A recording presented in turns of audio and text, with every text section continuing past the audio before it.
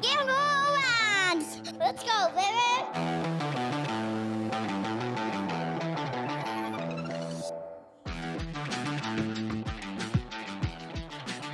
Let's go, baby! Why?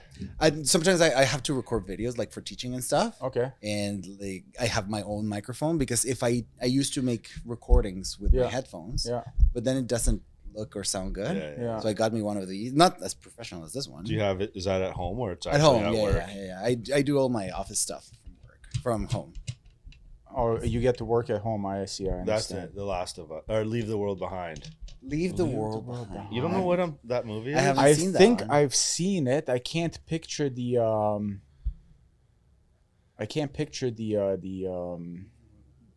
It's the one poster where, or whatever. and this one and Huh? there's Yes. a bunch of Teslas on the highway. Yeah. Oh, it's on Netflix. I They had no idea. Airbnb this place. Right, and then Ah. it's like they just get out, and then all of a sudden shit hits the fan. Beautiful house. Oh, and Julia Roberts. I figured if I made the reservation and packed our bags, it would eliminate most of the reasons to say no. You should watch this one. This is a good Well, movie. I have something new to watch next time I'm on the bike. Yeah. This is nice. Kids look so happy. The Wi-Fi isn't working. Yeah, because they have no idea what's going on. Yeah. Oh, interesting. I guess we can't tell too much. You just I'm so sorry to bother you, and this is our house. This is your house. I mean, it has great actors too. Also. yes. We were driving back to the city, then something happened. You want to stay here, but we're staying here. I need to get them out of here. I Yeah. need to think everything's gonna be okay. Everything is gonna be okay, isn't it? We are seeing ongoing cyber attacks across the country. Something is happening, and I don't trust them. Everything I know, I have told you. I don't believe you. I would do anything to protect my family. What you do Oh. is your Yeah, that's Yeah, you got to watch this. It's pretty good. Yeah. Well, whatever is going, I will watch it. But whatever is going on, it feels like it's the kind of movie that they hide it from you a little bit, Yeah. Yeah. and then you realize what's going on. Right. Yeah. Yeah. The ending too. Yeah, I won't ruin, Yeah, no, it's fine, yeah. ruin anything. But But I like those movies too. It So, yeah. keeps do you watch on lots edge. of shows? Yes and no. Like I get told to watch a lot of shows, and then I just watch one. The thing is, whenever someone tells you something is really good, and then Yeah. you see it's like there's 3 seasons, like it feels Yeah, like it's a It's like commitment. homework. So I I can't. started watching the documentary on the what was it last night? Con Mom. Haven't heard it. On Is it Netflix? the one from Ruby? No, you're talking about something else. It's a documentary just came out, and it's about this guy who his mom finds him after 45 years, Oh, and okay. like it's like that. It's kind of along the lines of like the fraud. She's fraudulent type of thing. It's pretty. I didn't finish it. But Anything that's true crime, I love, and more so when it's something that is absolutely wild. I was just binge watching this week on the mom who pretty much abused her little children, and she kind of like had them in the garage and like or in the basement, sorry, Yeah. like tied up and whatnot. I And don't- was it new? it's new. It just came out. But the stories the mom is called Ruby, and the gal who she was kind of like doing this with was like her priest or something. Yeah. They used to be 8 passengers on YouTube. Eight passengers family something. Let me look for the name. But it's so good, and I found out so many things that I thought I knew everything about the case. Do you watch Ruby Frankie, it's her name. Like Ruby this mom. Frankie. Ruby Frankie, but she's now been passing. Yeah. This one Oh, is yeah, one. no, I haven't Devil seen in the this. Family. That's the one. I don't think I've seen that. It's Just came Devil out. in the Family. Yeah, That'd be on. that's on Disney Disney. Plus. Oh, Okay. I got Disney again. And I was just browsing because Yeah. literally the thing about shows is that whenever I see there's 10 episodes to watch, I'm like, oh. Yeah. Like, and I don't know if I'm gonna, but these kind of shows, and more so because I knew the story. Even behind like a this woman. limited series, you like that type of stuff. Yeah, we just got into, for example, Severance. Severance. And I really like Severance. Yeah. But then it forces you in those shows that you have to wait for the next week. Well, to come. and then it's 2 years before Yeah. it actually comes out or Yeah. something like that. And by the time it comes out again, I'm almost angry. Like, no, I'm not gonna watch it because you made me wait for so long. And then you watch it. Yeah. But you forget like what happened in the last or the first part of it. Whatever. Absolutely. Yeah, and you have to remember. It happened to me a lot with Game of Thrones. Yes. Like Game of Thrones, like for the last season, it's like I'm just gonna watch it and hopefully I'll remember what's going on. Yeah. And then the ending was crap. This has come up a couple times. Do you listen to like true crime podcasts? I have, yes. What's the name of the? ABC? I don't know. I haven't listened to I do. I used to do it before going to bed. That's what A lot of is. people Like, say that. A couple people have been like, yeah, just fall asleep to it. And I would, but then the thing is, if they're interesting, You just stay up. then you can't. Yeah. And lately, my sleep is really precious. Yeah. Like I used to not care so much about it, and now I really do because Yeah. if not the next day, I'm not gonna be able to. Yeah. But I do like them. I didn't. Yeah. I haven't even listened to any of them ever. No, I mean, was it you? Were we talking today about the true crime podcast? No, it wasn't with It me. must have been Adam. He's like, there's like a lot of them now are just AI generated stories. That Or I don't know makes about a sense. lot of them, but he's like, it's Yeah. there's channels where they're just fictional AI generated. Yeah, no, that's fair. But you know what? The thing, at least in my case, I like listening to true crime things that I know. Like I don't go into it as like, oh, let's see what I find, rather than I hear about a story like this. Yeah, Yeah. True. And then some. And comes then I out look for on it. podcasts. Yeah. I was deep in like really looking to listen to anything that had to do with Elizabeth Holmes. Do you know who that is?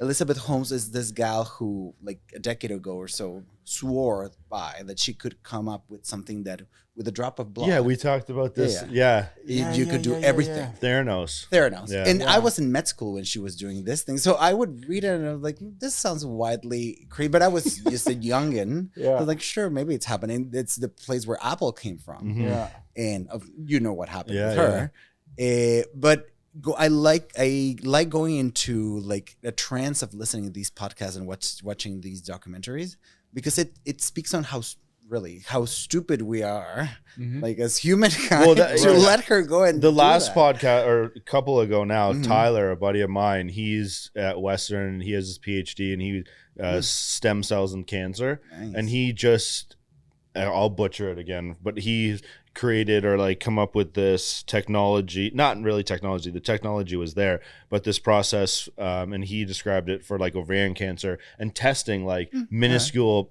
raindrop amounts versus like bigger biopsies or whatever that they had to have. And that got brought up and he's like, it's kind of the same thing, premise, different, like, Yeah. But his is actually like real. But he was like, Yeah. man, like anyone who knows, I guess it's not anyone, the amount of people would be small, but he's like, years ago I was like, there's no technology is there, but Yeah. like they're doing it and she can't do it. Like Yeah. it's all And it's empty. the power of influence, but also the power of someone being very manipulative. Mm-hmm. And that's the strength that she had, and the strength of this woman, for example. Anything that has to do with people who are really good at manipulating Yeah. other people, like I become obsessed with. Yeah. But that's the thing. It when you hear about these technologies, because I hear it and it's very specific, right? So I don't know precisely what this person does, but if you tell me the way you told me, like as a lay person, like it makes sense. Yeah, They're yeah. looking for something specific in a small amount of sample or whatever it is. It's like, I'm sure the technology right now is there. Yeah. Like to do that. But if you tell me like from that little sample, we're going to tell everything, which was what Elizabeth Holmes was saying. Skeptical. It was insane. Yeah. But it makes me laugh. How and long ago entertain was me. her? Like she's sitting in jail right now? I gotta watch that whole documentary. Oh, it's really good. Yeah. Or was it even Well, there's everything. There's a book, because the first thing that came out from Elizabeth Holmes first was the article, then there was a book. From the book, they also put out a documentary, Mhm. and then they made a series. So you can Choose digest Yeah. that story in whatever way. The shape, or series is form. a document. It's not a like a. It's not a. No, it's like Amanda Seyfried, the American actress, did it. I think she won even Serving Oscar 11-year stuff. sentence for fraud. But only 11 years, eh? That don't even Released seem a in lot. 2032. It's not a lot. No. But well, And there's got to be a big lump sum of money that she's. I think so. I don't know if she paid it. Yeah, probably. Which is what happens a lot with these kind of things. Yeah.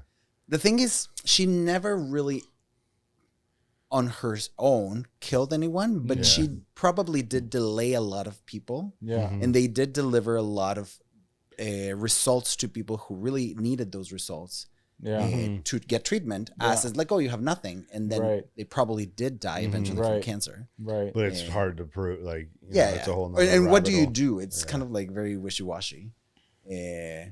But yeah, my obsession with her was to a point of like crazy. But I listened to that podcast hours and hours. Really. So Awesome. I recommend. So what did you train just now? What training? I just did a little bit of a push a day. I'm going very, very like light lately because I'm supposed to be keeping all my energies for the other training, like the Ironman training. How far is when's that? Like, what are When's you the at? next competition? My next competition, Or when's the season start? I start in May. Okay.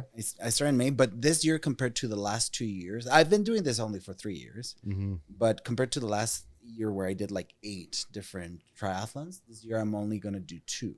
Okay. Because one of them is so massive, at least for me, which is Ironman in Ottawa, that I only have races, like running races. So I'm going to do a half marathon in Ottawa in May. Another one here in London. It's going to be the first time I do a race in London. Is that the Forest City one? Yeah. I'm going to do the half there. So a bunch of halves. Then I have Ironman Ottawa. Then a sprint after. When's that in August? August 3rd or 4th, something like that. The first weekend of August. So what's May, June, July, August? Have you started that training? Like, I've started swimming, like biking? during the winter. I have a coach, so he pretty much tells me what to do. But I was just kind of like maintaining, like a couple hours every day or so. And now I'm slowly building up. So now on the weekends, I'm spending on the bike between 4 to 6 hours, plus the running and the swimming. Usually, also kind of like spread it around the week, but eventually it will come down to doing between 6 to 8 hours on Saturdays. Weekends usually are my busiest days. Okay. So So it'd be like Training-wise. training wise, you go 8 hours in a day on a Saturday. Yeah. It will come to that. Right now I'm Okay. doing like 4. What do you is that?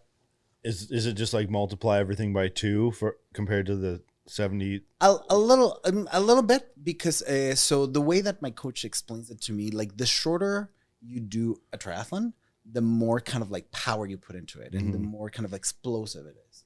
And the lengthier it is, which is It's an just Ironman, preserving. It's pretty much just finding the sweet spot where you can do the most output, but you can actually keep it going for whatever amount of time. And I'm not a pro or anything like that, so realistically, my goal is to finish. Yeah. And so I'm hoping that he sees that I need something consistent rather than too intense, because like that scares me a little. But it's when you get into that world of like full Ironman, it's like everything's gonna seem too intense. I think expect. so. I would think. Yeah, like, and maybe I shouldn't be doing this, but the only thing that I'm counting as, not as a given, but something that I'm going to be comfortable, I'm hoping, is the swim. Because from the 3 things, the swim is what I've always done my whole life. That's your strongest? That's my strongest. Okay. Although there was a resident from work that once I was just saying this, and she's like, you could die. So I was like, well, yeah, like kind of like You're like, no, my friend Ian could die. I'll be fine. No, you would never. I almost did, but yeah. That was the circumstances that ones were exceptional, and I'm hoping are going to be very different for mine. But like, I do have to keep that into consideration. Yeah, like, okay, I could drown, but I still feel the most comfortable with swimming. Like if you tell me you have to swim for 4 hours, not 4 hours, for 4 kilometers, Yeah. I can do it. I'm gonna be tired, Yeah. but I'm never You're going comfortable. Yeah. You have no problem. can do it. You can I do can it. do Yeah. But when you specifically the bike, when you have tell me you have to do 180 kilometers, still to me in my mind is like, what? Is that's your That's setting the my- bar, What's okay? that's the where I'm longest gonna you've suffer. done so far? 100? So far 90. So I'm Really? still at a half like of where I'm going to be. But I'm just putting all my trust in my coach, Yeah, and he's yeah. really good. Hmm. And he's gotten me to the places where every goal that I've set up with him since I started, I've hit. Okay. So I'm trying to not stress about like finishing rather than what do I need to do to. Do you think? I feel like last time you would have. Did you were reluctant to give up like strength training as much as you were Yeah. told to? Will it be the same? Will you No, or you're gonna actually? I'm actually like I'm already doing it. Yeah. Yeah. Because and you probably you may remember, but last year when he was training me to do the Ironman that we both did in Mont Tremblant, my triathlon coach was like, "Stop going to the gym. Not only going to the gym, but stop lifting so heavy Yeah. for me at least." Right. Yeah. Because he considered that like a waste of kind Energy of or, energy like, yeah, into okay. the triathlon, and also getting myself really tired for the possibly extremely taxing workout the next day. And I would listen, but also like I know, but because I still have these goals of. So looking this a certain time you're way. like, no, I'm listening. I'm I listening. learned the lesson. I'm trying to, and also because I did get sick a couple of weeks ago or 3 weeks ago, and I went down heavy, like to Really? the point, like it brought me down for a week. Oh Yeah. shit. And then I came back and got back into it, and I'm still kind of like Mhm. recovering. Like I'm now back to where I was, Mm. but my heart rate was all over the place. My sleep also was. It's all over wild the how place. 1 week can like how much it affect the Yeah. actual like what part of the Well, training. not even more so. Yeah, when you're comlet like taking Yeah. a week off just in general. Right. Maybe that's not true. Maybe that does do some benefit in the long run, but let alone when your I think if body's I had just compromised. taken vacation, it would have Yeah. been fine. Mhm. Yeah. But since I got sick and like it was like a bad cough, like it was bad. But better Yeah. now than like a month Anytime before closer, yeah. competition. Absolutely. Right? So, but that did put things into perspective. Of like, okay, no, like I have this goal, and at least I'm saying this right now. I don't think I'm ever going to do this again, like a full Ironman. Triathlons, yes. Yeah, Yeah. but you Full said that Ironman, about the full Ironman. But you- I'll never do that full Ironman. Like, You know what? I got FOMO because it's the first time that it's gonna happen in Ottawa. Yeah. I'm sure it's gonna keep happening. But things were. I'm like, if something is selling out, I was like, oh, what if Let's I miss just it? get in. I don't get it. So that's what happened to me, and now I cannot pull back. And I do want to do it. Yeah. And I want to do it before I turn 40. So this year probably is the best year to do Mhm. it. And so yeah, crazy. Would this be your last one, or are you gonna do more after that? You think? I don't think I say this right now. I don't think so. Also because thinking of the timing, like I have a full-time job that Yeah. like it takes a lot of time. From Yeah, me. like how do you even going back to shows and like how do you is it balanced? I asked Tyler the same question. Like, do you have a would you call your life balanced in your own way? Like, obviously your balance is much different than like someone else who's not working and training, but you know what I mean. Like, Yeah, no, I have to say I think so. Like Yeah. I do. Like I if someone were to ask me, are you happy? I am happy. yeah, Yeah. And I'm lucky that I really love my job. Mhm. Yeah. There are some days that are like more so when I have like very long days or I'm supposed to finish at 6 and I was counting on my afternoon to go bike and all of a sudden my OR runs till 9. Like, ugh. And then I have to make a decision cancel or not. Mhm. So those are the days that are like busy or when I'm working all night. Yeah, that happens. But though. even with that, I'm still at least so far been able to do everything I need to do for training, like which is very important for me right now.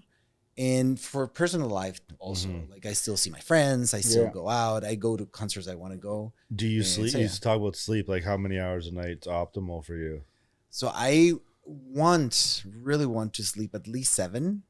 I think is sometimes it takes me a little bit of effort to actually go to sleep. Mm-hmm. So I try to get to bed to 9, for example. And then all of a sudden I realize I look at I've been thinking and whatever. and all of a sudden it's 11. So I've been Yeah. 2 hours on bed just trying. And it's like 2 hours you could have slept. Yeah. Yeah. And the other thing is, once I'm up, whatever wakes me up, either is the alarm or the dogs or whatever it has to be, Anything, yeah. I'm done. Mhm. Like, Same. yeah, I cannot fall back asleep. Yeah. So, Do you normally is work usually? Is it usually day yeah, during the day? Like my work days usually are like 7:30, 7, depending on what kind of surgeries I'm doing. And again, depending on what kind of surgeries, I sometimes finish at 3:30. Mhm. Sometimes I finish at 6. So the days I finish at 6 is usually the heaviest ones. And I do that like at least 3 times a week. I'm also very lucky because out of the 5 days of a week, usually 1 day of the week I work from home. Okay. nice. So that allows me to kind of like try to balance those late days with. And teaching, like, is that a mandatory thing or is that just? Yes and no. And I don't know if you talked about this with the person who was here from Western, but Maybe, but Yeah. I mean, and I don't know if they're a doctor. Maybe they're a doctor just like me. But when you get hired from an academic institution like I am here, Mhm. You have a certain expectation to us after some time to get promoted. Yeah. Mhm. And to get promoted, you have to teach, you have to do research. So what I do is teaching. So the thing about me is I really like it. So instead of just teaching the little amount that you're needed to do it to kind of like just get promoted, I do a lot. A lot. Although my teaching is not necessarily always being in the classroom, I do a lot of curriculum building. So I'll do a lot cool. of Is it one specific class you do? no Or multiple? well, it depends because I do. I'm the director. I Yes. should say you this. can name. say it, yeah, why but not? Yeah. I'm the director of undergraduate education for anesthesia. So Okay. if we talk about anesthesia, I guess I do teach a lot of that to medical students, although that happens more in the operating room. But I overlook that everything's going well, which is really cool. easy, to be honest. But, Is it that recent? Yeah. I have been involved in doing that. I wasn't the director up till November. Before that, I was just a member of the little team that we have. Then the person who was my quote unquote boss moved on. He moved out of the city, and so they were looking for someone new. And I raised my hand, and so Cool. now I'm Good the for new you. director. Yeah, that's that's thank you. awesome. Yeah. Yeah. But other than that, in Western, where I work more. Mhm. I'm more than teaching. I just put together with a lot of other people. It's not Mhm. just me. With a lot of other people, how teaching medicine looks like. So I'm just a teeny little part of the whole. I don't even know if this question makes sense, but like talking about like building a curriculum and stuff, does it change yearly? Or is it just like always building on the same one? No, it changes in terms of what the meat, I would say. Like the meat changes a lot. Like you have to see what works, what didn't work, and move the pieces Just around. and based on new technology and New advancements, technologies. or more so just Yeah, trial because and error, so to medicine speak. changes Yeah. just like everything, Yeah. constantly. And the other thing is guidelines change constantly, and I personally don't make the guidelines. People who are way smarter than I am make the guidelines, or than we are. yeah, that's way better. Yeah. Make the guidelines. So all of those things have to be changing, and also there's every country has their own. Guidelines and rules. Yeah, and people who say like now you have to teach them this way, and now these are the new objectives. So we have to be up to date. Yeah. And whenever we're told, oh, you have to change this over to this thing, then here we go. I don't know what made me think of this because I know you go home is like is there anything of your career and or education that ties back to Mexico? And currently, no. I'm a very lucky person because even though I didn't train as an MD here, I was fearful at the beginning. Things like, oh, my education wasn't from here, so I don't know if they're going to embrace me as someone who can teach medical students here. And I really was, and I still am. Is that Like, normal? I would say no, but not on purpose. That's the way I would say it. Not because they see me or see someone as a foreigner or me as a Mexican specifically and say, no, you can't. Rather than I feel like the people who usually come forward are people who were trained here. That's the way I see it. Okay. But there's a little bit of everything. But did you know that coming here? No. Like the So you transition, came and were didn't like, even let's know. see if I can A little bit, qualify? yeah. Like I came to this country just to train. Like I what I do specifically, my Like fellowship style or my like fellowship, workout yeah. Okay. style? Yeah, no, my fellowship, yeah. fellowship. So my fellowship is so I do anesthesia, Yeah. but I do anesthesia for brain surgery. That's the way to kind of like explain it. So I'm a neuroanesthesiologist. So Just that. That is like my subspecialty. How, and this is my ignorance, like how's that different from Like how someone many having different shoulder surgery. yeah, just like how is there a general anesthesiologist compared to a neuro Neuroanesthesiologist. yeah. Yeah. Well, is there's a bunch of different ones, or is there There's like a bunch. general and then Yeah, there's a bunch. So for neuro is just one of the subspecialties, and here in Canada and many countries of the world, you can do several fellowships that pretty much gives you the knowledge to be able to go places. And it's like, oh, I can confidently do neurosurgery. I can confidently do cardiac surgery. We have liver transplant. There's many regional. For example, you were saying shoulder, and any general anesthesiologist should be able to do shoulder. But for example, someone who has done regional anesthesia, which is another subspecialty, it has the knowledge to block your shoulder from doing a block in your neck in the plexus that comes. so from your neck. anesthesiologist Yeah. doesn't necessarily mean like putting Knock someone you out. under. Not necessarily, Yeah. but a general anesthesiologist definitely knows how. Yeah, to yeah, do it. yeah. yeah. So like, birth, just the blockers Yeah, and yeah. stuff like that. Epidurals, That's yeah. epidurals, yeah. Yeah. Although for example here, since I'm so niche, I'm so in the neuro part, I don't do OB, I don't do obstetrics. Yeah, yeah. There's a subgroup with a fellowship. So you came and to did do your that. fellowship, and then that kind of pre-qualified you anyways, right? It pre-qualified me to just study here. When I came to Canada, my plan was to go back. I had a job waiting for me in Mexico, but they liked how I work, and I liked it here, of course. And they offered me a job, and I said okay. And from then on was a lot of figuring out what can I not do. So yeah. Do you, when you leave Mexico and come here to do a fellowship and then take a job here, is Mexico like, hey, what like, Yeah. do they like sponsor you in a way that Oh, they okay. expect you to come back, or it's kind of a free, they know it's a No, free for all? I'm very lucky to say that because there are countries that do that, but lucky in the sense that I had to put on my own money, and by that I mean my parents' money. They helped me. Yeah. But also here, when you're a fellow, you get paid.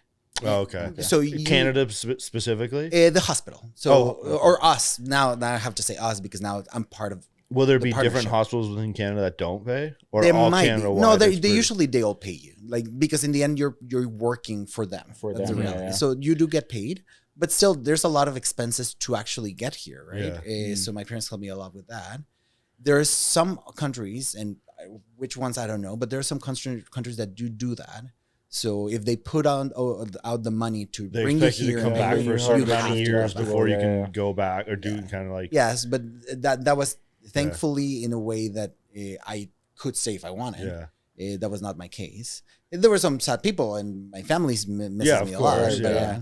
yeah. So it Do was. you go it was often nice. go back? I would say I go at least twice a year. Okay. At least twice a year. That's good. Yeah, What was the biggest thing that? Is it just a financial thing that it's that much more, like that Better? much better here, or is it again technology or system? Like, what made you? Was That's it a question yeah. in your head where you're like, "Ooh, I have 2 job offers," or is it like this is a no brainer here? It was a little bit of a no-brainer from the perspective of Mexico. And in Mexico, I'm from Mexico City. It's a great city to live in, but it does, to have the lifestyle Yeah. that I currently have here, I would have to work all day, every day, Monday to Saturday. and But you maybe said have a when you little time. came here, you intended on going back. So Yeah, that yeah, must that have was been my- something but- that like you yeah. realized was a possibility once you started gaining traction here. Exactly. Yeah. And on the other hand, I did hear like my lifestyle is good, but also my career took off way faster. And I will say that like this way easier also than it would have in Mexico.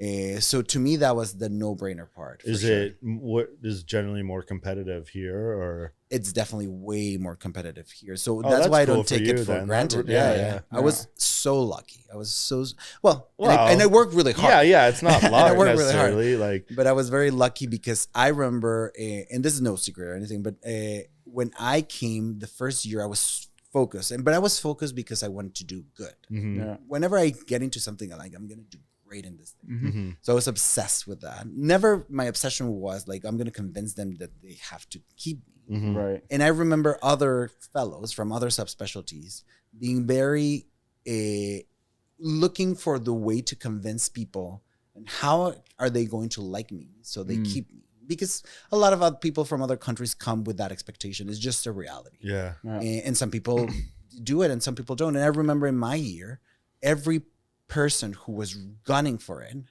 did not make it. And then Yeah. they were questioning it, like, do you want to stay in Canada? No, because it was true. I didn't want to stay in Canada. And I think they did see me almost a little as competition.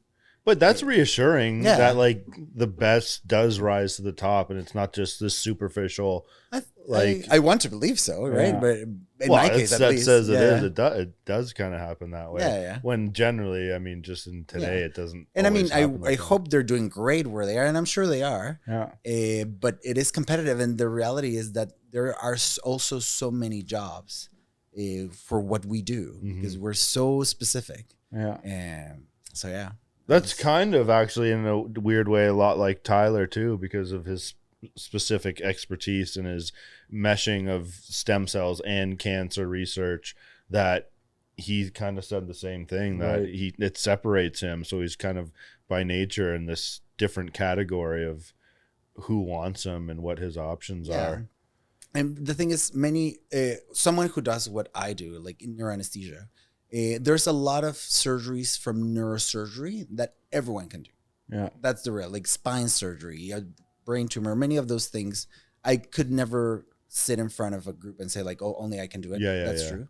But there are very few surgeries that the reality is that only we should do. Like it. what?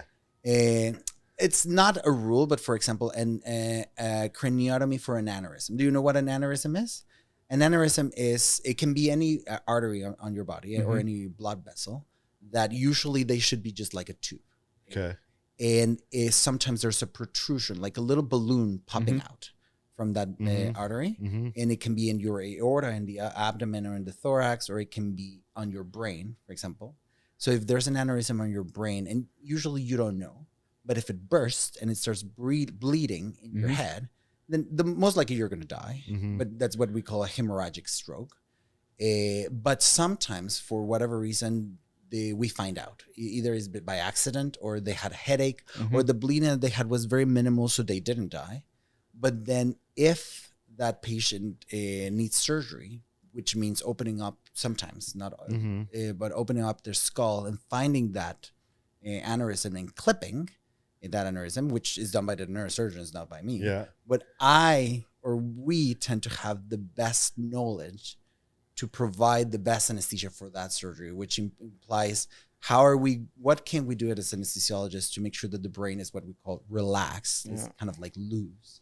So that That's the very surgeons don't struggle specific. to Yeah. get it. Crazy. It's very specific. Yeah. And it's like really rare. even to Yeah. go even more like deeper into that, like what would you, is it a local thing? Is it more of a chemical equation on your behalf, or is it more of a local, like, this is just ignorance on my behalf again. Like, is it local in the brain? Like, are you putting the they are putting into the there's brain several itself? ways to approach that from the surgical side, which again is not what I do, because now technology is so advanced that most aneurysms right now, in my experience, are fixed endovascularly, which means they put something through your groin all the way to your head, and they coil it. They put little lines in there that makes kind of like the aneurysm to die.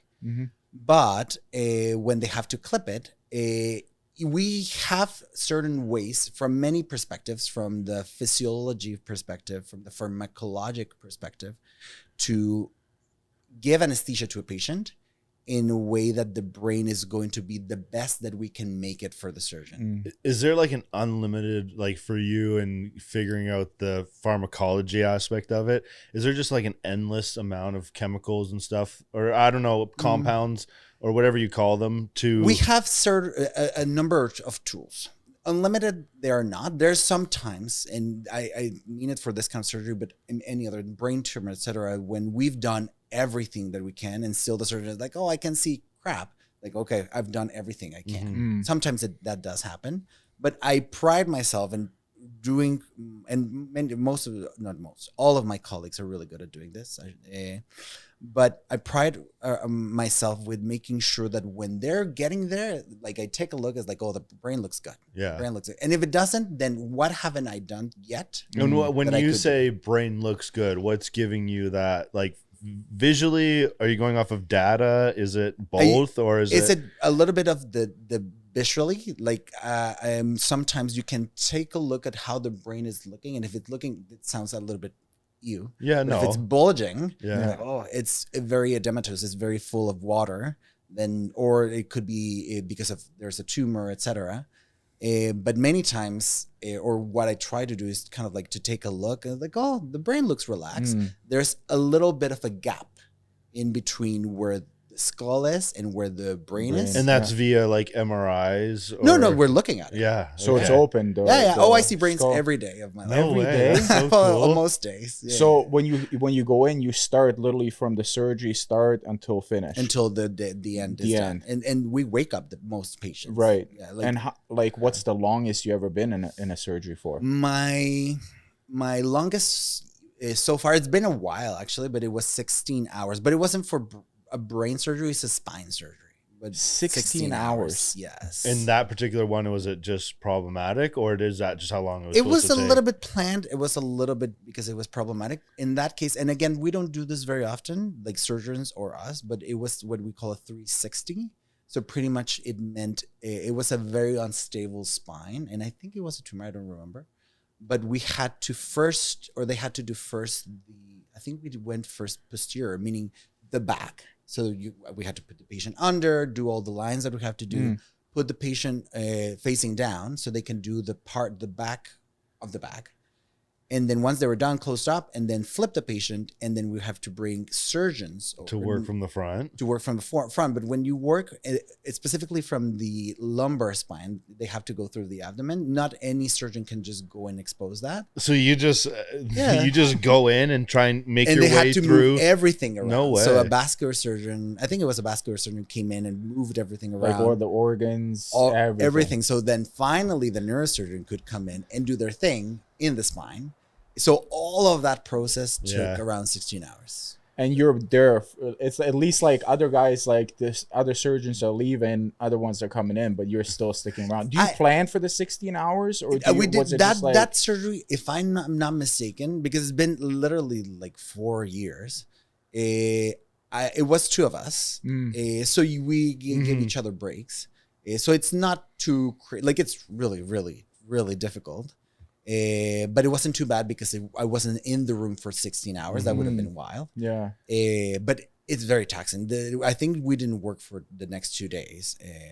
Just so yeah, mental fatigue. I mean, obviously you are physical so too, but 16 tired. adrenaline. I know. Is it something that you're like? Do you wear your watch? Yeah, when like, you're how in do you there. Is monitor? it? Oh yeah. Is it you? You have a timer. Well, we usually start timers for a number of things, like which medications you have to repeat, antibiotics. There are many things that you're kind of like timing. And more so when you know it's going to be a very long surgery. I think there's always a little like, oh, who's going to start the timer? Just to know. Is it the type of thing where like, like surgeons or whatever steady? Is it like you heart rate's at 60 the whole time? For mine? Yeah, like, or are you calm? No, I go up and heart down. thumping all the Yeah, time. no, my like, heart is like before I started doing so much cardio, my base heart rate baseline was kind of like all over the place. Now that I do so much cardio, whenever I'm not doing anything, like at home, I'm like at the 40s, 50s. But at work is just like if you go into the charts of my watch. Yeah, that's what I was asking. Like, work with is the just all watch, over the like place. because of Yeah. adrenaline, or is that stress, or is it a little bit of It both? could be adrenaline. Sometimes every now and then, I wouldn't say every day something happens that I'm stressed about. Usually the reality is anesthesia, more so when you're doing elective surgery, when it's everything very planned. Most times everything just goes smooth. Yeah. Yeah. So my heart rate wise is. So what's the, I don't know if you can, what's the most crazy experience you've had? Or maybe not crazy. Yeah. Maybe it could be like, that could be like memorable, or like, is there someone that was right there and they're about to go and then, Well, or, you know what? Something, I don't know. If you think of, if I think of the experiences as a doctor, one in a hospital actually happened in Mexico, and I can tell you about it. But the last one, and I remember if I told you, but 2 years ago when I did Toronto Marathon, not the last one, but the year before, I had a crash, like a person, it wasn't a patient, but a person crashed in front of me. I don't remember if I told you that. I don't, maybe. Like during the race? I had to do CPR and Yeah, like, you while did. running. Okay, Yeah. But that one to me was one of the craziest ones, because at work you're if you know it's going to happen, you're kind of like ready. Sometimes you don't know it's going to happen, but you have everything available. But when I was doing the first time I ran the Toronto Marathon, I remember being in a point of like I was so excited. I was like, oh, I got this in the bag. I was feeling so great. I specifically remember that feeling. It was like kilometer 17 or something. And I just remember on my side, on the side of my peripheral view, something just going like just flat. So I turn around and I saw a gentleman laying down, and I was still kind of running, because in my mind, like, oh, he probably just fell. He probably just injured himself. Not necessarily, I don't really need to do anything, but I kept kind of running and looking back. And it was very funny, because it was within 10 seconds that someone was already in front of him and started doing chest compressions.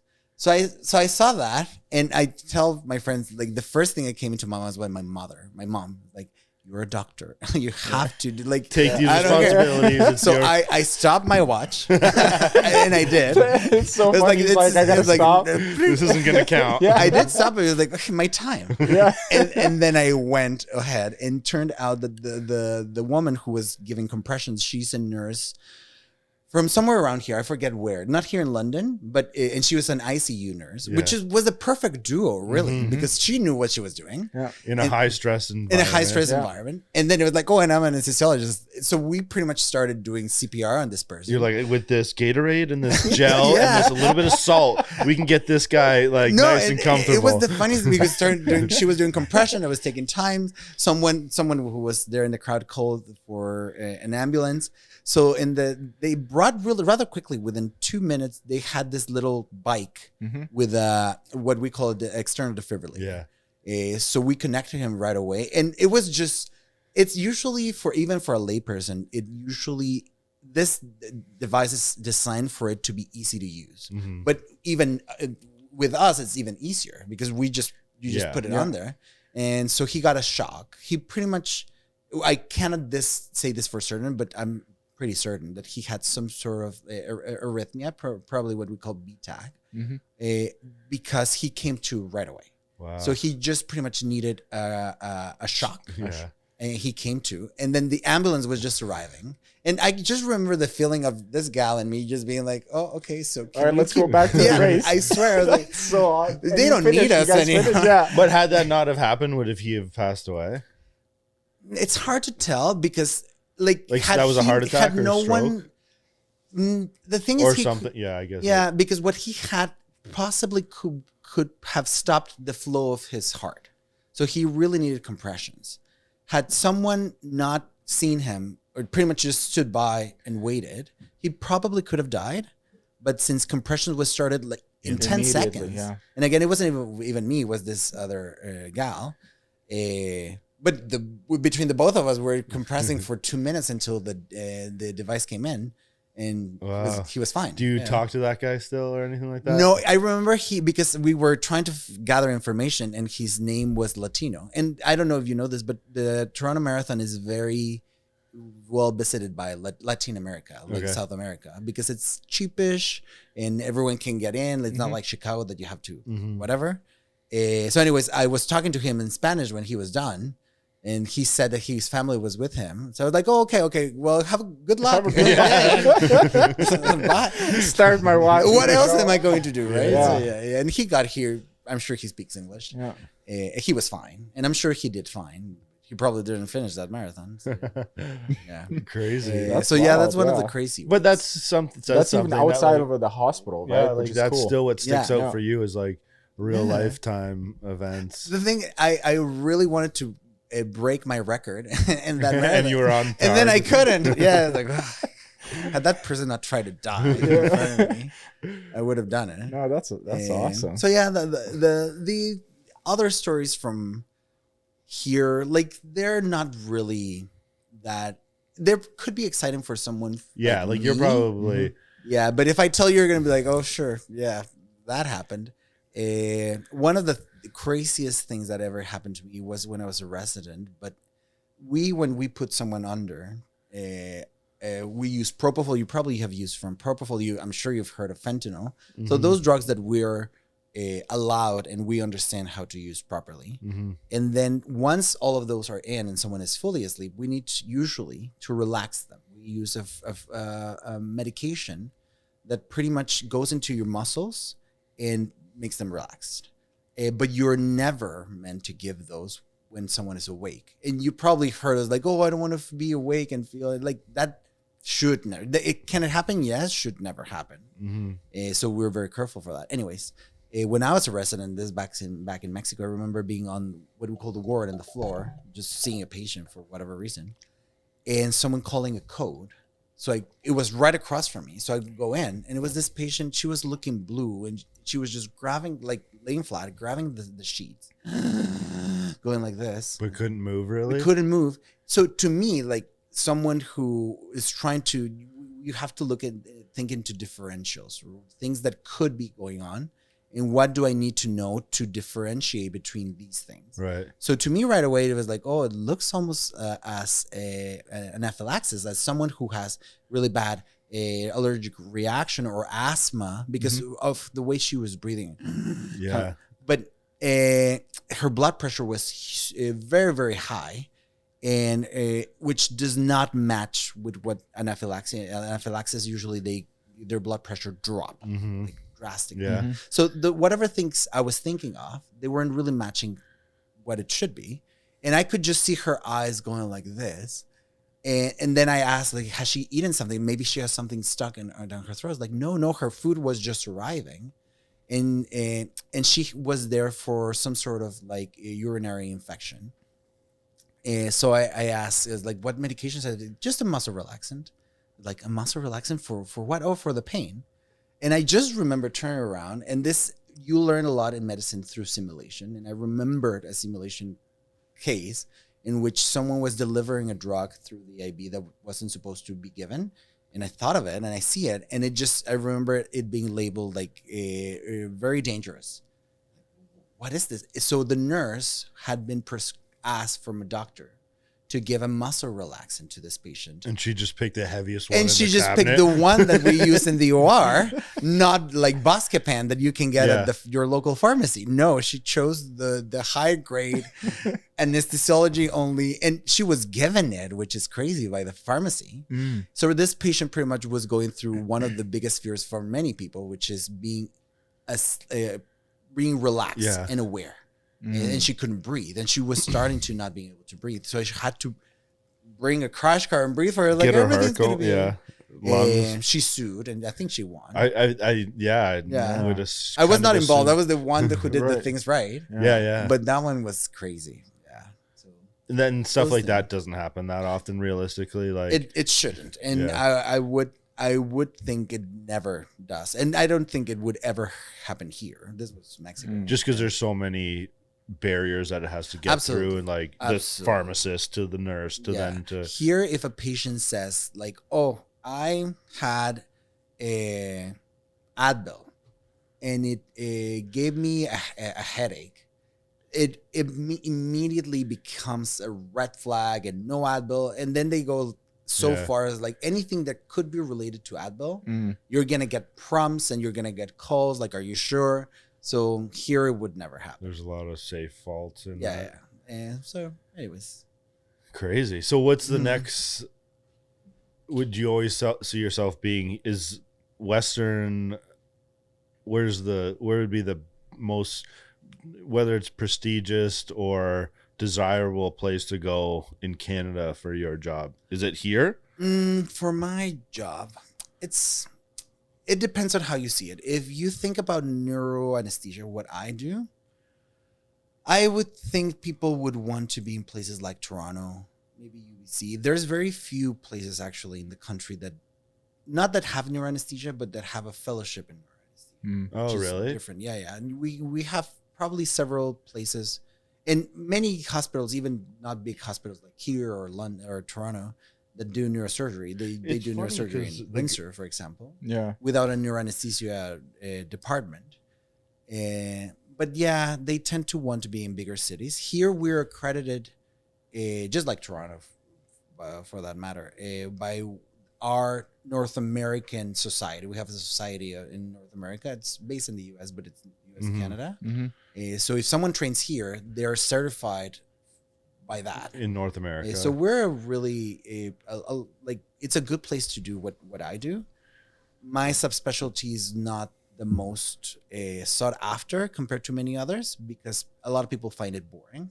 I don't find it boring. I like looking at brains all day. I do. Yeah, that seems It's fun. strange. It's Yeah, fun. yeah. But they're very long hours, 6 to 8 hours per case. So when someone compares that to doing cardiac or doing livers where you're working all day, I like sitting down. I think I told you this. It was probably 5-6 years ago now. A client of mine and her husband had moved to London because they were from Italy and he was doing his fellowship as a neurosurgeon at Western. Oh, interesting.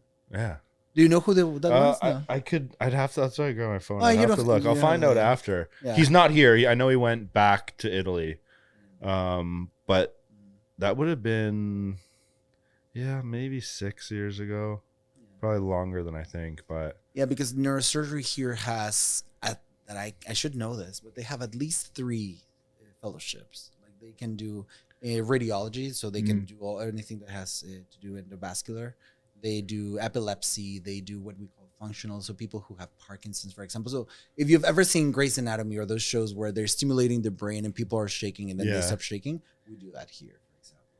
And it's fun. Like, I just did one of those last week, and I remember having a med student, and the look in her eyes a little bit like, this is amazing. This is happening. It's cool to have those kind of situations happen to you because sometimes you get a little bit like blasé about what you do. It's like, yeah, sure, yeah. Complacent, yeah. I've seen this before. And So you're gonna stick around in London? No plans to go anywhere else? no, it's looking like it's gonna be the place just because it's taken me really well. Yeah. And I think I found like a good environment for everything. And Toronto is so close for the things that I still may need from a big city. Yeah. And so yeah. You're in a good spot. Do Yeah. you travel a lot for work? For work, not so much. I have to go at least once a year to a conference. That's just like one of the requirements that we have. Lately, I had been a little bit, I don't want to say lazy, but I've been doing everything that I could in Toronto. Yeah. But this year, for example, I'm going to do it in Newfoundland. Oh, nice. So I'm going to go there in May. 2 or 3 years ago, I had gone to San Francisco. So I do once a year, but it's conference related. Yeah. Compared to many other colleagues who are very famous from what they do, I am not. In the world of neuroanesthesia, I'm just someone who does it. I'm more like my career and what drives me into like my professional life is more related to undergraduate with medical students. Is what makes them just hours in, or are they at these conferences talking, giving speeches? Giving speeches, doing research. I don't do research, and I'm very kind of like open about it. It makes me anxious. Doing research. I like education because no one's gonna die. Yeah. And I like it, and I don't have to influence in patients That's like lives. interesting because again, that's Yeah. the complete opposite of Yeah, yeah, Tyler, yeah. right? Like Yeah. Tyler's It sounds like it. strictly Yeah, yeah. like, It is, well, I don't, Yeah. I'm again, No, it's I'm, fine. I'm Yeah, an yeah. idiot. So, but like a lot of a lot of research and Research. development. I'm yeah. the yes. Then I'm like him and I probably Yeah. like this. He Yeah. probably does a lot of research, which Mhm. is really cool, and we need that. Mhm. And I need for people to do that, Yeah, so yeah, I yeah. can keep improving my Right. team. So I'm pretty much on the side of someone's doing the research. My colleagues are doing the research. So if you had a gun to your head and you had to do research in one thing, what would it be? well, I do research, but I do research in education. So, for Okay. example, the research that I'm doing compared to this Not really in cool like thing. a lab or anything doing. No, just- so for example, the one that I'm doing is with BR technology right now, which and I'm into video games, so it kind of like just checks my boxes Right. because I got to get a Meta Quest and play with it with my medical students. And is that when you say VR, is it doing things? You know what? I should bring it next time that you have me over, and you could be an anesthesiologist. So it's a system. that'd No, be that's so so sweet. awesome. and you can kind of like put in a screen so We you can should see. do that. Yeah, Yeah. definitely, I can bring it. Yeah. But Can it's we a see system. brains? No, you can see a patient though, Oh, okay. and you That'd can be put them really under, cool. Sick. and then you can intubate. Oh, we're gonna do that. You should have Yeah. brought that. Yeah, so that's Yeah. the research that I do. But no, Okay. again, no one's gonna die doing that. Yeah. And so that's what I kind of like That's go so cool. into. Yeah. So professionally, you reached the peak. There is no more. So No, I'm not gonna do any more studying. Like I'm done. That's it. I'm done with studying. Yeah. I don't know if peak in terms of what neuroanesthesia is. I'm not scared to say yes. I was chief, and I think I told you for a while. I tried being chief of neuro because we were like doing some changes at work, and so like okay, I'll do it, and people were supporting me. But it's so Paperwork, paperwork and managing. people crying. a Yeah, little yeah, bit. yeah. But like no, I quit after a few months, and also the position that now I have came up is like no, I cannot Yeah. do both. Yeah. But I see myself maybe doing more with the university and getting to other places. Is there anything that you can't do as far as like in your field? that I cannot do? Yeah, that you're not like whether it's allowed or you're not allowed qualified? and yes, or- absolutely. Just for there are a few specialties in Canada, subspecialties, I should say. yeah, because you're still yeah, that, neurological, right? yeah, but more so because, for example, in neuro, what I do, Yeah. technically and legally from the certification process, anyone could do what I do. If they should or not, that's different. Mm-hmm. But for example, me as a non-liver anesthesiologist, it could be a problem if one day I say like, oh, I'm going to do this. Or if I'm as a non-cardiac anesthesiologist, oh, I'm going to do it. Someone Without might the have an training. objection to that. Yes, exactly. Yeah.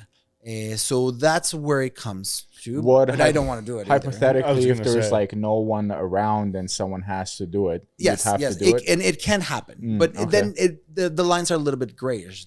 Right. Because let's say, for example, I'm on call and there's a heart, like an aortic aneurysm that is going to die if we don't get them into the OR right now. I cannot just lift my hands like, Yeah, oh, of I don't have course. that subspecialty. And I most likely could do everything needed to help that patient hopefully survive. Mhm. But the reality is that if you were to put me and someone who does that every day, They Yeah. would, the chances obviously. that patient is going to do better are better with that other person. Yeah. And it's just a reality. Right. Mhm. Right. Yeah. Yeah. But if I have to, then I'll do my best. How right? many of the like day-to-day surgeries and stuff are like is it something you can just auto recall? I guess not, because I'm sure every person or patient has their own specifics, but how many of your surgeries do you know do you plan for versus like on the fly No, that's figure out, have to kind of problem solve to the good thing about elective surgery, which thankfully is what we do the most. Oh, Like okay. people know, and Yeah. like my Monday to Friday usually is elective surgery. Okay. Every now and then you're on call, and here the way it works, at least here, when you're on call, that's when you do emergencies. So usually that's where you just find out when they get there. Mm. But it also depends on how emergent things are. Mhm. If, for example, you broke your hip, but you're not going to die tomorrow, usually you have even days. Just wait for the So you wait until the person is at the optimal situation, and then you bring them in. When it gets really stressful and tricky and everything is when the patient has to go in now, or else they're gonna die. Yeah. But even then, and one of the things that I tell my students and my residents, like one of the things that I strive for is to never lose my cool and never lose my composure, because once you do that, then it's just chaos. Yeah. And I do believe that we are the head of the OR. Mm-hmm. So I always keep my cool, like even at the most stressful situation, because I'm not gonna achieve anything by going crazy on people, Mm-hmm. and it's just going to make things worse. Yeah. Are you young in the operating room, or are you, I would Yeah. imagine so, but I used to, I'm still very young in the operating room, and a lot of people still confuse me lately, not so much, but still confuse me with fellows. yeah. Like they see me as like, oh, you're the, who's your boss? It's like, oh, I'm the your boss. boss. Yeah. I'm the boss. But I'm the boss. Yeah, I came to Canada when I was 27, and Okay. I got hired when I turned 30. So I started working officially as a staff when I was 31. So I was very, That very would've young Yeah. when I started. So those first years were very intense, because also was like I transitioned really fast. Usually when you're getting hired here, more so as like someone who like me, who's a foreigner, usually they want you to work for several years before they hire you. And I was like, you want me, you hire me now. Yeah. Like, do it. And it was for the best, but Yeah. also I put myself in a situation where it was like I was a kid. Yeah, you're Yeah. gonna I feel the was doing pressure things- from the Yeah. 40 But plus year olds looking around the room at you. Yeah, and I still like, in comparison, not to everyone. Like now, there's people who are younger than me. But you in also have departments. this confidence probably now that's not, but it's a confidence where Yeah. it's like, And I have definitely built up on it. Like when I started, I think it was a little bit. I don't want to say that I was faking how confident I was, but I was cautiously confident. yeah. Now I'm very confident in what I do and what I know, and like this is my job. Yeah. Mhm. But at the same time, I'm professional enough to know my limits, Mhm. which is important for us. And say like, no, that's for someone else. Yeah. So another like hypothetical, say you had to like any other field of medicine that just is super intriguing to you. Oh, That's- it's many, and that's one of, I guess that's one of the cool things, and why I enjoy so much the more academic part of my job, which is medicine, general medicine students, because I get to see everything. Yeah. I get to, my job is pretty much with the course that I lead is kind of look into every little course, like gynae, geriatrics, psychiatry, and I always kind of like take a little bit from it. So if one of those, Which just one like would every be- single time you teach it, you have there's a I'm- sparkle that it brings or something. I'm very you know? OR driven. Like anything that has to do with being in the OR, like that's just I guess Yeah. in my genes. So Emergency type situations. I do and like stuff. I do like emerge. What's OR? Just OR is the operating room. Operating room. I that's actually a great point. I love emerge. In the reality, it's like a little bit of a cop out for your question, because emerge and anesthesia have a lot of similarities, because there's a lot of acute stuff, like in the moment, like what are you gonna do decisions. But that's just how I live my life, and I think it comes back a little bit to doing Ironmans. Right. Mhm. Adrenaline. Do it, the adrenaline doing Yeah. it. But I love the idea of doors opening, and who knows what's coming through. just But you have problem to solve as fast as you but can. you have to fix it. You have to try to do Yeah. your best. And it Yeah. brings me back to my internship. And whenever I was in Emerge, it was intense, but it was fun. Yeah. It was so much fun. Yeah. So that would be the other. I think I would have done well there. Yeah. It's hard on your psyche, though, to Mhm. be an Emerge doc. Just It manage is. all those emotions and everything. Vera's sister is a merge nurse, and it puts a lot of pressure on her, and like Yeah. even like like the psychology behind Absolutely. it, right? Absolutely. It's like, And the thing is, there you have to deal more than I do for sure, not only with the patient and what medically is happening to them, but many times also with the drama that might be behind it, right? right, Like how or they like feel. whoever somebody brings them in too, right? You gotta like, Absolutely. right? You got the patient and then the person who brings them in, right? So it's like you got to deal with both. Whereas now it's more behind closed Yeah, no, doors. yeah. And many times I just get to see the patient 30 minutes before they have surgery, and like they've been studied, they've been everything, and so I just get to show up and saved the day, which is really nice. And I joke a lot with that. What I do anesthesia. I'm a millennial, but I say, because you know what they say about millennials, that we're all about instant gratification. Like, yes, anesthesia is just that for me. Yeah. Because I get to see a patient many times in a very uncomfortable, painful, stressful moment of their lives, make them feel better, sleep for a while. And if I did my job right, which I aim to do every single time, wake up happy. Yeah. It's like, oh, my surgery is done. I didn't feel a thing. I feel comfortable. And then I'm done because I don't have to, and I don't mean this in the wrong way, but I never have to see them again. It's like I just get to the joy of having. How many how many anesthesiologists would be at any said hospital? Like, obviously that varies, but It varies. Here in London, we're about 100 through all the hospitals. throughout the hospital. That's a lot. Yeah, I guess it is and it isn't. Like, if you think about how much you have to do every day, and like It there's depends on shit how you going see on it. all day, every day, and different hospitals, different And departments. anesthesia right now is one of the most sought after specialties in the country. So pretty much wherever I point at, if I said, like, can I have a job? They most likely would say yes. How come? Because there's a lot of patients waiting for surgeries. There's a lot of surgeons starting to be hired in those centers, but for them to open ORs, and there's a lot of ORs, they need us. Yeah. And there's just not enough to fill enough them. of us. And on the other hand, most of us, it's just a reality, want to be close to cities like this, right? So most anesthesiologists are close to the GTA. So does that Toronto. equal, like, is it the biggest payday? What do you mean? Like because there's such limited demand, Yeah, or like, like and high you- demand. It's a high and- demand, Yeah, so high and cost. it's a like and this is no secret to anyone, so I'm not scared to say it, but I consider last year. Oh, I told you I was considering leaving London and moving to Windsor. Yeah.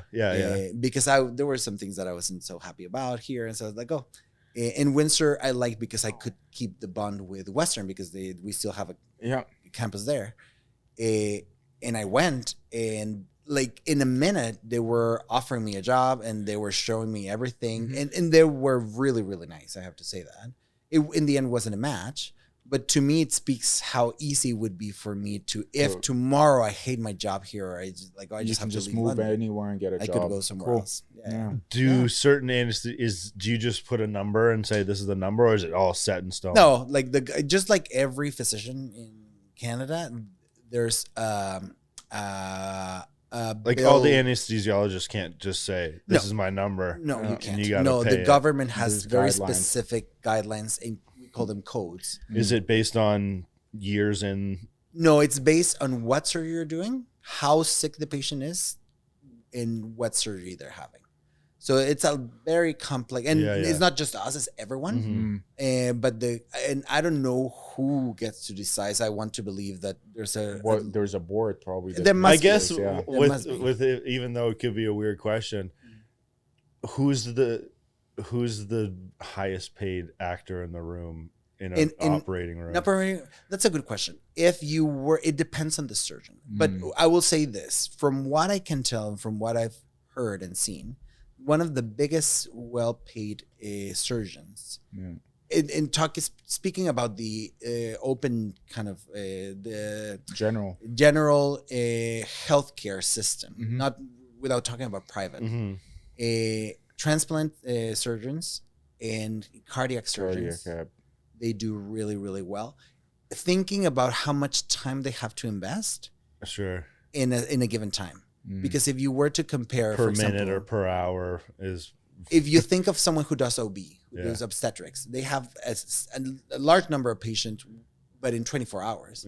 So they may make a lot of money in a full day, but they were there the full day. Yeah. So if you think of someone else, they're like, oh, they were there 12 hours, but they versus made the same amount guy of who money. pops in for an hour, like, Exactly. or not an hour, 5-hour transplant. Yeah. So there's definitely differences there. But I would say across the board, in terms of who is in the OR, we are like higher or lower, but we're very across the board, very similar. Oh, okay. Interesting. Yeah. Other specialties, they might be different, but yeah. Has there been ever horror stories where patients woke up mid surgery? Here, like for me, and for yourself. Never for me. Awareness, it is a thing. Like Mm-hmm. we do learn about awareness. We call that, and there's a movie, and there's every year What or was so it called? That one? with a patient that wakes up. Yeah. It's called awareness. I think they Was call that it it? awareness. Oh yeah, we talked We were about just that. talking about this one. Yeah. Was that what it was called? But, I like- feel like it was. That's not what it was called. Or maybe there's another one, but There's a yeah, but it was weird. We talked about that recently too. Mhm. But yeah, anyways, has there been any in your case, or have you heard of it? I've heard of them, and I've Okay. had patients, and this is where it becomes a little bit tricky, that claim that they did. Oh, okay. Mhm. But it's very important, and sometimes it's hard to try to explain someone who's dead on the belief that I had awareness, Mm. but sometimes Awake. awake. Oh, That's there it. you go. Oh, and so that's That's the same another one you're talking about. I think that's the one. Yeah. And then I thought it was awareness. It's awake. Yeah, that's the Awake. one.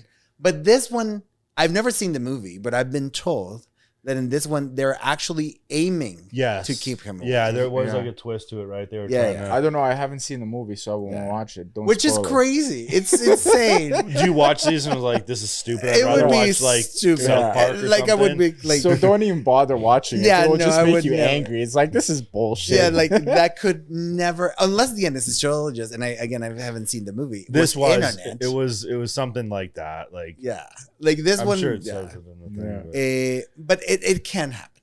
Mm. There are some people who are more at risk. In this is general knowledge in the anesthesia world, at least. But people who are very elderly and have heart conditions, pretty much the people who require Little. less, Yeah. or we need to give less to Mhm. make sure that they don't Yeah, have yeah. really bad outcomes. Is it the type could of be thing the where people what? Sorry, but didn't Randy also talk about how he woke up when he broke his like leg or something? I don't know. You Did remember he claimed He's or one he of those said idiots That he was- that thinks, like, and I don't know who this person is, but that's where we have to be careful to try to really explain a person. It's like, okay, that's not awareness or being Right. awake. what are they So- thinking of? So they probably were either under sedation, which is different. So they're not actually. They were not intubated. They were not put on. Like awake or awareness is when someone wakes up and they have remember about the muscle relaxant. Mhm. So pretty much not hearing and being very aware Mm. that things are going on around you, But but not you being can't- able to move, Yeah. and specifically also not move and not being able to breathe, Mhm. which would be torturous, right? Mhm. Yeah, of course. Compared to, for example, the first thing that I can think of, and the most common thing is when we do hip or knee surgeries. Here we tend to do them under what we call a spinal anesthesia. Okay. Which that means we put a tiny needle through your back and we deposit local anesthesia on your spine that numbs it up. Mm. So you cannot move. And then you get some sort of sedation and you too, get where you're sedation. like really kind Exactly. of loopy and mostly out of it. But but you're still there. So, Yeah. and you've never, I'm assuming you've never seen a hip or knee surgery, but it gets loud. And it's because they're Yeah. hammering at your Yeah, joint. that's what Eh, he was explaining. It's like, "Da, da." yeah. And then on the other hand, they also move you. So Yeah. if there's sometimes that the medications that we're giving you to sedate you are not enough to fully keep you 100% asleep. And we don't aim for Mhm. that, because if we were to give you too much, you would just stop breathing. then you would or stop breathing, whatever. and it would defeat the purpose of what we're doing, which Mhm. is trying to avoid having to put a tube through your Yeah. mouth to help you breathe. Like we want to Yeah, avoid yeah. that. Mm-hmm. Yeah, But- for sure. Ask him if he had a tube down his throat. If he says no, then he's If an he didn't idiot. have a tube, so that whenever people tell me, "Oh, I was aware," like I had awareness, like now I want to no, talk to him. I'm really like, what the hell? you put it in front of me, and I'll Yeah. kindly explain to him that he did not get awareness. I wouldn't say that his feelings are not valid. Like, yeah, No, they who are. would Yeah, want yeah, to? yeah. Who would want that? Who would want? I would never want to wake up in my knee. Hopefully, I Yeah, will yeah, never have yeah. a knee surgery, and knowing that someone's hammering, Yeah. even though I cannot feel it. So Yeah. even sedation, do you notice that and Yeah. then Yeah, give him so, a little more? But what my approach, whenever Just a if I'm little doing more. that kind of surgery and someone opens their eye, like what's going on, I'll explain it. Like I try to say, like everything's okay. I'll give you a little bit more, but just so they understand, I know, like this is, and I try to always before I bring them in, is like you may wake up, and for those who are like, no, I don't want to, I really don't want to, I'll do my best. yeah. But I'd rather promise I'll do my best than Right. promise like it won't happen, because Right. then they're gonna be pissed at me. Yeah. Yeah. And in the end, I always explain to them, I'm here to look out and do the safest thing for you. Yeah. And if the safest thing for them is to not overdo it, so we don't have to intubate. What percentage of surgeries or operations are intubation versus sedation? Most Is intubation a word? Yeah. Most general anesthesia. Most surgeries, like for example, if you were to think of all the surgeries that I do a week, I would say 90% of them Are sedated? are under general anesthesia. Oh, okay. Okay. But it also goes about what kind of surgery you're doing. Because if I were to do hips and knees all week, most likely 90% of my surgeries would be sedation, because all the rest would And do locals spinal. just Injection. injection in the Injection. local Yeah, in that yeah. spot. Yeah, but if you think about my neurosurgeries, most of them, not all of them, I do them under general anesthesia. We do awake craniotomies here, which is way different. You've probably seen that on shows too. There was one in Grey's Anatomy, in those where they're testing for epilepsy and they have to map the brain. So we do that here, but those are the less. What's the difference between going to the dentist and getting the gas? Is that an anesthesiologist administering that as well? that's a good Dentists question. are allowed to give you some sort of sedation. Just because they have such narrow parameters on what they're allowed to do? Like they got one And I did compound. teach at the beginning of my career here at Western but they do have a guideline. So any kind of dentist has a certain amount of sedation they can give you, either with nitrous, Yeah. which is the gas. Yeah. We anesthesiologists, at least we don't use nitrous oxide, and they do. And they do either by mouth or sometimes even injection. But if they need something more complex, Really, eh? Dentists will be like, "Here, take this shot. You're going to be out soon." But that's the thing. You're never going to get a general anesthesia by a dentist. Never. Like, they're not allowed to. So they can only provide some what we call anxiolysis. So pretty much bring your anxiety down a little bit. But if they seem to be in a position where like, I cannot do this dentistry thing. Oh, so with if a you general go anesthesia, to they the- call us. Oh, really? Yeah, and that's private, right? So there's a number of us. I don't do it, but that privately provide anesthesia for dentists, for example. Oh, no way. Yeah. Is that? I imagine that's lucrative. It is. And I don't do it, but yeah. And you've just lost. You're kind of. Would be considered just kind of in it for the money at that point? Yeah. That's for the money, for sure. Which there's nothing wrong with it. but yeah. Is it something that you would do on the side? I wouldn't, just because I'm so busy. Yeah. That, like, I'm done. Like I'm okay. Yeah.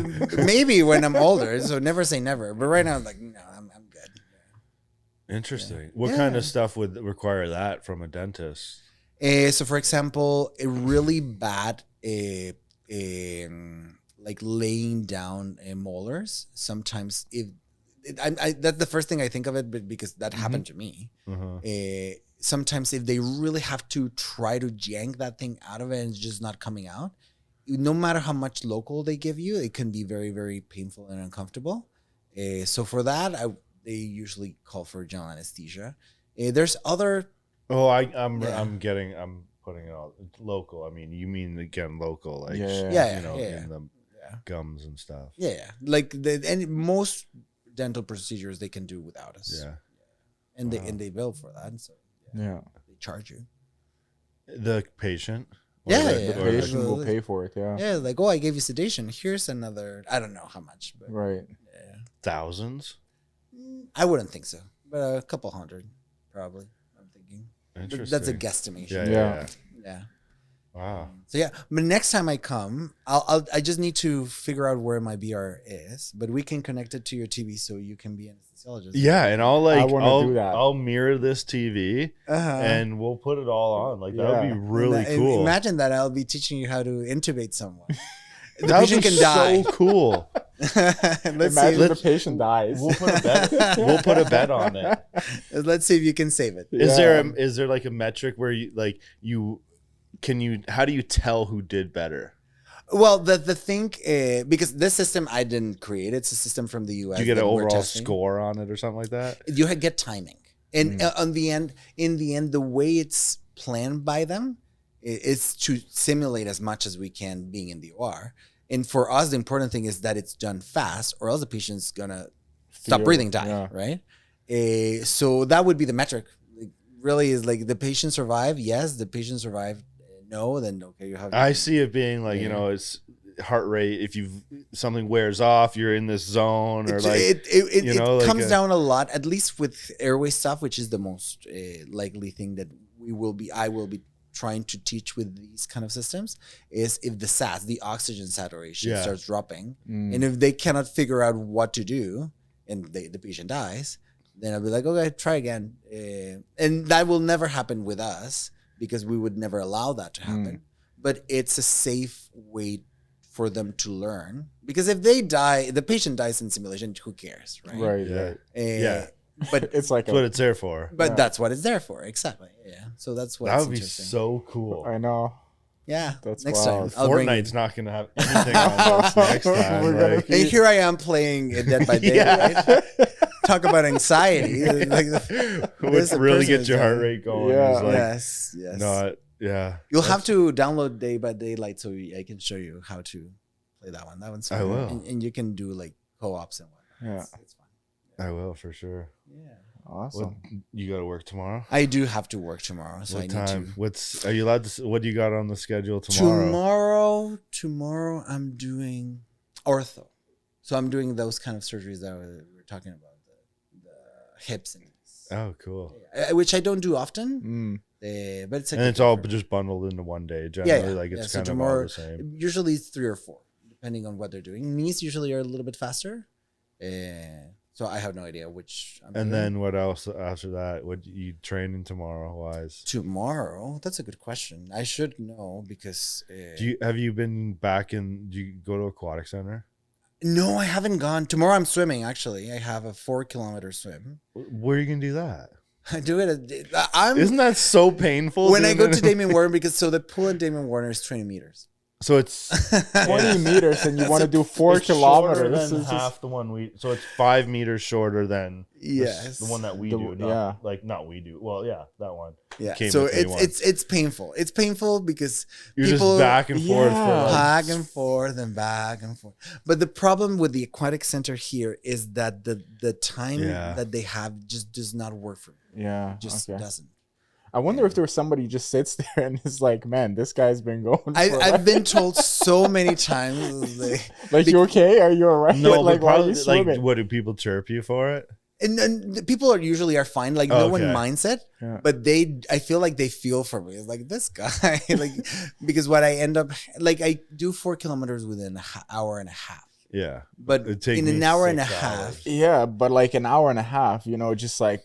Yes. And a lot of people, and that's totally fine, but what they do when they go swim, they do a lap and then they chill. They do another lap and they chill. And then they see this guy who's just like trying to get done. How many laps is that? I don't know. It sounds like math, and I don't do math. 1,000 meters in a kilometer? 1,000 meters in a kilometer. So it would be 4,000 divided by 20. So 4,000 meters. And then how divided by 20? Divided by 20. You have to think that a lap is 40, so it would be 100 laps. Yeah, 100 laps. There you go. I did math. Yeah. I do math. I'm tired. But yeah, 100 laps. Okay, last one. Is AI prevalent for what? Just I don't know, in your field of medicine.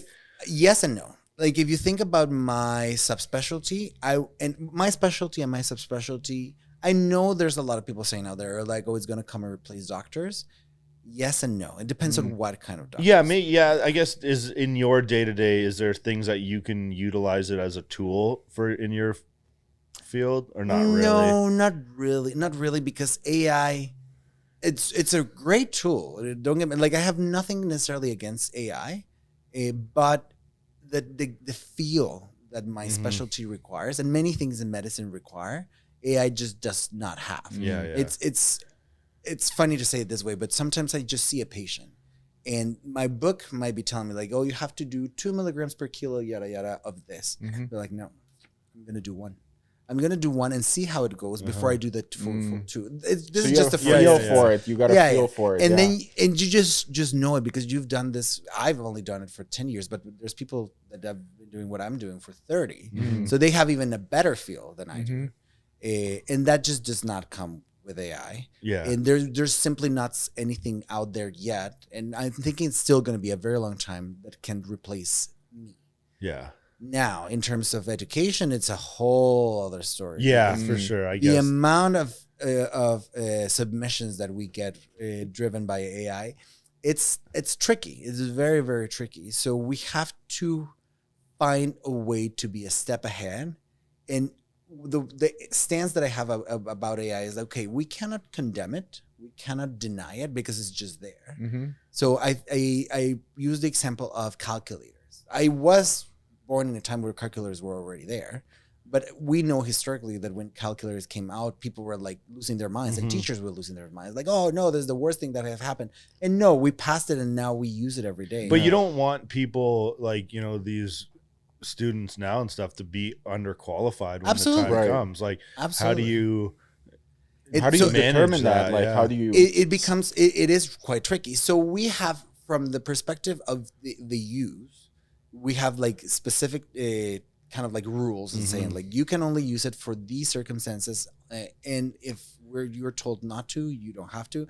And then there's tools that you can try to use to detect it and whatnot. But students are very smart, and these technologies are advancing like really quickly. So I'm sure that in a year or two, there's going to be ways to circumvent that. And I don't mean to keep saying, but it's also, I imagine that I would like to think that like the type of people going into like your field and just medicine in general, they can't have longevity if that's their main. Absolutely. Like their hopeful thinking is that their moral compass is straight enough to know that like take this shortcut when it's needed, but also make sure you're not at the end of the day underqualified. And the thing is, once you show up where ultimately your goal is, AI is not going to solve it for you. Yeah. So there's only so much you can do, and so much you can, the whole fake it till you make it through AI. Until a practical application comes, and you're just like you're going to be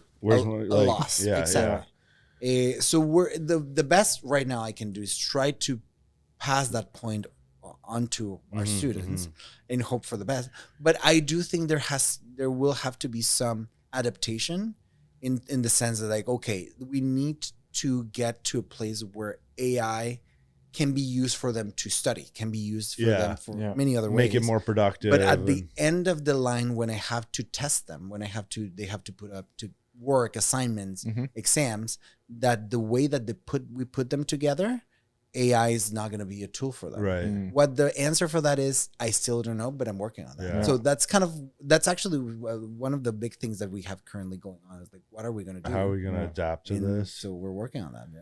Cool. Okay. Well, I'm pumped. We'll have to hopefully like, you know what we'll do is like, no, I want it to be earlier than in August, but whenever that would be sweet to do. We'll set it up. Yeah, And absolutely. I think just for everyone else too, that would be so cool. Awesome. And you need to do more triathlons, and you do need to. I've been trying to like. I've kind of let it. Put it on the back burner, but now that hockey's done, I'll be back in the pool. I won't push too much this year because, as I said, like I only have one event and everything is in my mind right now. Like there is no day, and I'm boring in my life that I don't think Ironman. Yeah, which is also kind of like stupid. Well, it's it's not like that's a typical under you know, being humble more than anything. It's like it's so easy to talk about it, but it has to consume you. Exactly. In So some way I or try another. to, but anyways, next year. Yeah. Maybe we can find one for 100%. you guys, and even if it's like a relay. Yeah. And then I'll swim, and one of you can bike, which I hate, and the other one can run. And I'll be done for a relay. I would consider. There you go. That would be fun. There's lots. There's so many cool ones around. Yeah, like so next like year, 2026. Yeah. All right.